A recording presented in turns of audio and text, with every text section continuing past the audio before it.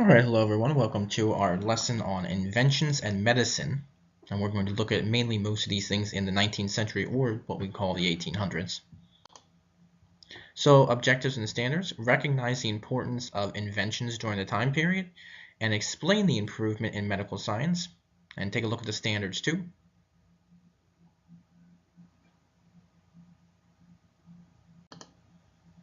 So, our vocabulary preview for this lesson is assembly line.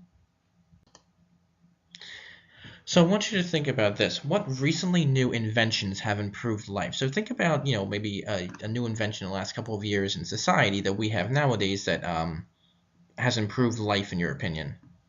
And tell me why. So think about this. How did inventions in the time period affect people then?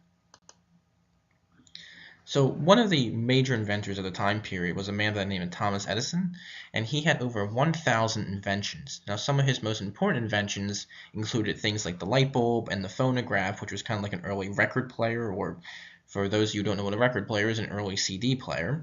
And he also established a research laboratory in Menlo Park, New Jersey, and some people would say that maybe this was more important because he had a laboratory that he could constantly invent things and work on things there. There's a picture of Thomas Edison, and this is a picture of his light bulb here. Circle that for you. There's a light bulb. And then this will be the phonograph. Like I said, kind of like an early record player or CD player, all right? Alexander Graham Bell was another inventor. He was actually an American school teacher for the deaf, and he invented one of the first versions of the telephone. And here's a picture of him here on the right side, speaking into the early invention of the telephone.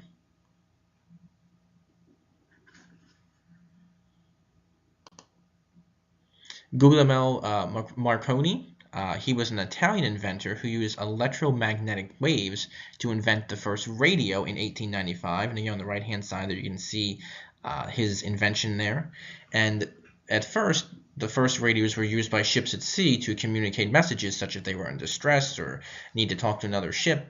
So those were the first radios were used for, not just for music purposes and entertainment. Radios were originally used by ships.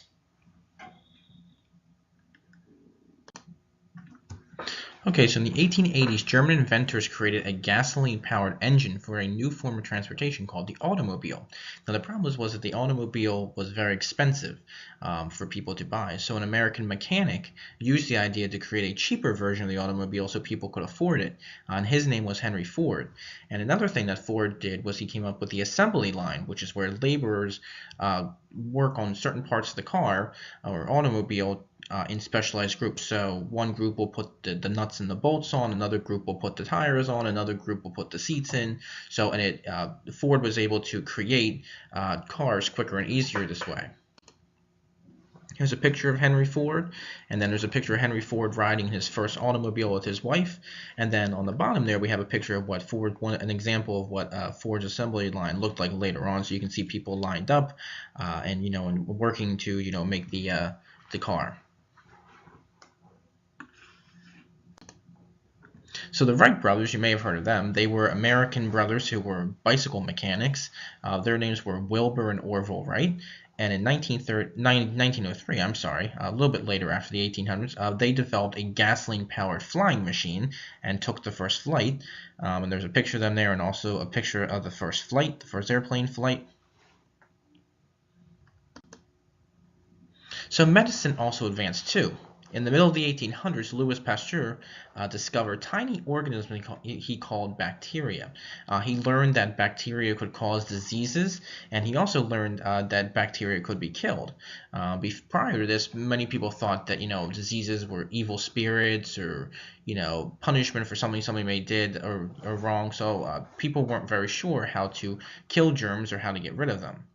Also in 1865, there was a British surgeon by the name of Joseph Lister who ordered that his medical equipment be cleaned to prevent diseases and infections, and he dramatically saw an improvement in the survival rate of patients that he worked on or did surgery on because he had clean materials. And of course, this is still true today for hospitals. The medical field also developed vaccines for certain diseases. prior to this, people wouldn't have any protection or any other medical way to protect themselves against diseases. But now with vaccines, and this is still true today for the most part, vaccines are able to protect people from certain diseases. Cities also became cleaner. Remember we talked about during the Industrial Revolution, cities were filthy and dirty and smelly.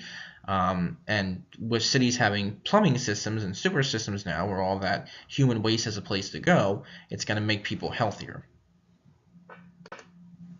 So just to kind of wrap it up, so remember that there were new inventions produced better lifestyles for people, such as the light bulb, the automobile, the radio, the telephone.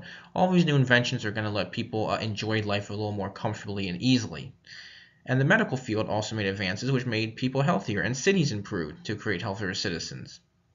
Okay, so that's all I have for this lesson, so please make sure you answer the questions, and I will see and talk to you later.